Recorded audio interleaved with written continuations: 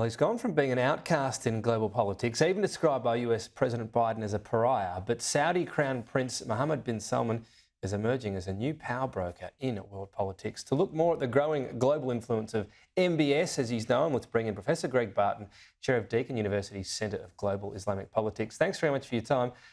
Particularly after that murder of the journalist Khashoggi, there was widespread condemnation. MBS, as he's known, could barely get in a photo with a leader, let alone shake hands. It's been a big change. Does it mainly come down to, of course, oil and how powerful Saudi's oil supplier continues to be? Look, oil is a big part of it. The COVID period was pretty hard for the Kingdom of Saudi Arabia. The war in Ukraine has been a windfall in terms of the price of oil and just the importance placed on secure relations with the kingdom and secure pricing of oil. So that's been a big factor, but it's not the only factor. MBS is a strange enigma. He's only 37 years old.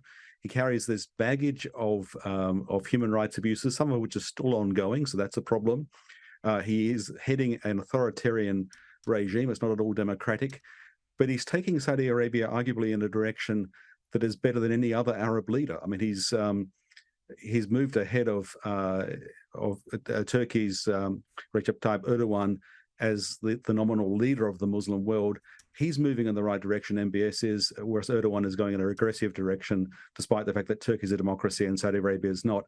It's really complex. There's so much about the vision, and this is wrapped up in Vision 2030, the economic plan, so much about MBS's vision for the future that is positive and you want to see succeed, and yet there are so many question marks over the recent past and ongoing problems.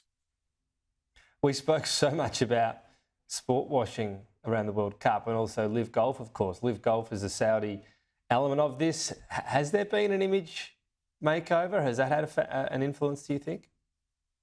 I think, to be fair, there's the potential here that it goes more than image. I mean, there is sport washing. There's no question. This is a PR spin job, but it's not just that. It has the potential to change the nature of Saudi society. I say potential. I'm not saying it's definitely going to happen, but there has been an opening up of Saudi society. MBS is in some respects quite progressive when it comes to social mixing. There's a real transformation of the space for human interaction, particularly for women in Saudi society, even though female dissidents are still being persecuted. And the sport washing actually reflects an interest in sports and in just enjoying life in the theatre, in creative arts inside the kingdom, a permission for people to enjoy life. And that will be transformative. This is a very young nation. Its median age is very young, as is true across the Arab world. And that generation, wants to enjoy life like every other nation of young people, and MBS is giving a space for that. The sports washing is kind of a sign that what in the past was regarded as wrong and even forbidden is now to be appreciated, and that's not nothing. As to the position he's in right now and this fascinating potential deal or pact with Israel, I guess, first of all, how significant could this be for Israel, this sense within this country that there's always an existential threat? Would that not quite go away, but be significantly ameliorated if this did happen in some form? Yeah, I think it has that potential. There are all sorts of problems. Of course, there are problems with the way that Israeli democracy has gone in recent years. That's another story. But nevertheless, a rapprochement and a lasting peace, a sense of trust between Saudi Arabia and Israel, something which has been building for years, is to be welcomed. When this first began to happen, it was dismissed as just PR and spin. There's more to it now. It's not just MBS, but he's a key part of it succeeding. It comes alongside a ceasefire, if not actually a rapprochement between Saudi Arabia and Iran, a sense from the Saudi Arabia side that it's pointless to have this ongoing Cold War with Iran. Better to agree to not fight each other. I think Iran accepts that as well. They're not friends and never will be friends in the foreseeable future. With Israel, though, there's actually quite a lot in common. Both are youthful, now under MBS's leadership, forward-looking countries, at least for young professionals who see sort of common interests in the future. And this has the potential to reset what's normal in the Middle East. Lots of problems, lots of ways it could go wrong, but I don't think we should be cynical and dismiss it as being just about PR.